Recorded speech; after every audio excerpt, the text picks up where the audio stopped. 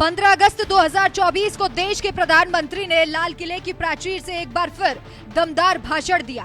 भाषण को दमदार बनाने के चक्कर में पीएम मोदी ने एक बार फिर से झूठ भी बोल दिया और झूठ भी ऐसा बोला कि सामने बैठे सीजेआई के होश उड़ गए, सीजेआई के चेहरे का रंग उड़ गया। डीवाई चंद्रचूड़ भी सोचने पर मजबूर हो गए कि आखिर पीएम मोदी बोलना क्या चाहते हैं। ऐसा आखिर क्या हुआ था वो भी आपको बताते हैं।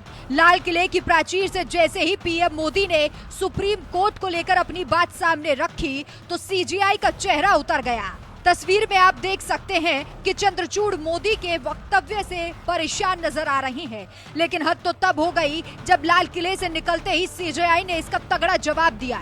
दरअसल मोदी ने लाल किले की प्राचीर से कहा था कि हम जिस सिविल कोड के साथ जी रहे हैं वो कम्युनल सिविल कोड है।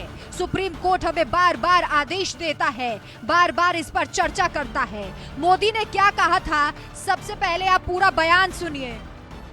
हमारे देश में सुप्रीम कोर्ट ने बार बार यूनिफॉर्म सिविल कोड को लेकर जो चर्चा की है, अनेक बार आदेश दिए हैं, क्योंकि देश का एक बहुत बड़ा वर्ग मानता है और उसमें सच्चाई भी है कि जिस सिविल कोड को हम लेकर के जी रहे हैं वो सिविल कोड सचमुच में तो एक प्रकार का कम्युनल सिविल कोड है, भेदभाव करने वाला सिविल कोड है। ऐसे सिविल कोड से जब संविधान के 75 वर्ष मना रहे हैं और संविधान की भावना भी जो हमें कहती है करने के लिए, देश की सुप्रीम कोर्ट भी हमें कहती है करने के लिए, और तब जो संविधान निर्माताओं का सपना था उस सपने को पूरा करना हम सबका दायित्व है।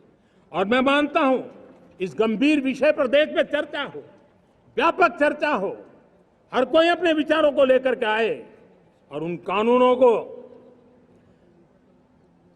जो कानून धर्म के आधार पर देश को बांटते, जो ऊंच नीच का कारण बन जाते हैं, ऐसे कानूनों को आधुनिक समाज में कोई स्थान नहीं हो सकता है। और इसलिए मैं तो कहूंगा अब समय की मांग है कि देश में एक सेकुलर सिविल कोड हो। हमने कम्युनल सिविल कोड में 75 साल बिताए हैं, अब हमें सेक्युलर सिविल कोड की तरफ जाना होगा और तब जाकर के देश में धर्म के आधार पर जो भेदभाव हो रहे हैं, सामान्य नागरिक को जो दूरी महसूस होती है उससे हमें मुक्ति मिलेगी। इस बयान के दौरान आप देखिए जब पीएम मोदी बोल रहे हैं तो सीजेआई कितने हैरान नजर आ रहे हैं। 4 PM की एक रिपोर्ट के मुताबिक आज तक सुप्रीम कोर्ट ने ऐसा कोई आदेश दिया ही नहीं, ना ही संविधान निर्माताओं की ये चाहत है, ये तो सिर्फ पीएम मोदी की मनमानी है। इसे लेकर कांग्रेस नेता जयराम रमेश ने एक्स सोशल मीडिया पर लिखा, नॉन बायोलॉजिकल प्रधानमंत्री की दुर्भावना और विद्वेष की कोई सीमा नहीं है। आज के उनके लाल किले के भाषण में ये पूरे तरीके से दिखा। ये कहना कि अब तक हमारे पास कम्युनल सिविल कोड रहा है, डॉक्टर अंबेडकर का घोर अपमान है। Doctor Ambedkar Hindu personal law में सुधार के सबसे बड़े समर्थक थे, जिन्हें 1950 के दशक के मध्य तक वास्तविक रूप दिया गया। इन सुधारों का आरएसएस और जनसंघ ने काफी विरोध किया था।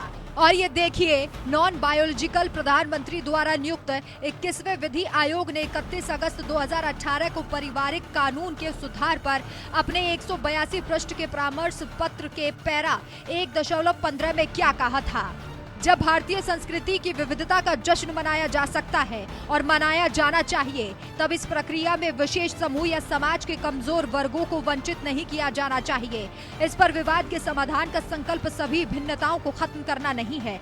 इसलिए समान नागरिक संहिता ना तो इस स्टेज पर जरूरी है और ना ही वांछित। अधिकांश देश अब भी विभिन्नताओं को मान्यता देने की ओर बढ़ रहे हैं और इसका अस्तित्व भेदभाव नहीं है, बल्कि ये एक मजबूत लोकतंत्र का संकेत है। वहीं जयराम रमेश से पहले सीजेआई लाल किले से निकले और वैसे ही उन्होंने एक बयान दिया जिसके जरिए कहा जा रहा है कि उन्होंने इशारों में मोदी की बोलती बंद कर दी। सीजेआई ने बेशक जिक्र बांग्लादेश का किया हो, लेकिन नसीहत मोदी को भी मानी जा रही है। न्यूज़ 18 में छपी खबर के अनुसार सीजेआई ने कहा, आज बांग्लादेश में जो कुछ हो रहा है वो स्पष्ट रूप से याद दिलाता है कि हमारी स्वतंत्रता कितनी मूल्यवान है। स्वतंत्रता को हल्के में लेना बहुत आसान है, लेकिन अतीत की घटनाओं को समझना महत्वपूर्ण है, ताकि हमें ये याद रहे कि ये चीजें कितनी जरूरी। याद रहे कि सीजेआई कई बार मोदी सरकार को भी फटकार लगा चुके हैं और अब सीजेआई का ये बयान अब देखना होगा कि ये जंग कहां तक जाती है। इस खबर पर आपकी क्या राय है, हमें कमेंट करके जरूर बताएं।